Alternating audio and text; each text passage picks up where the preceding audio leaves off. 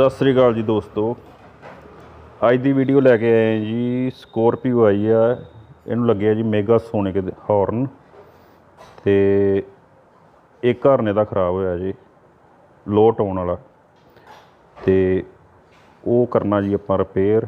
तो मुंडा लगा जे खोलन, तो खोल के तो फिर आपां करांगे रिपेयर।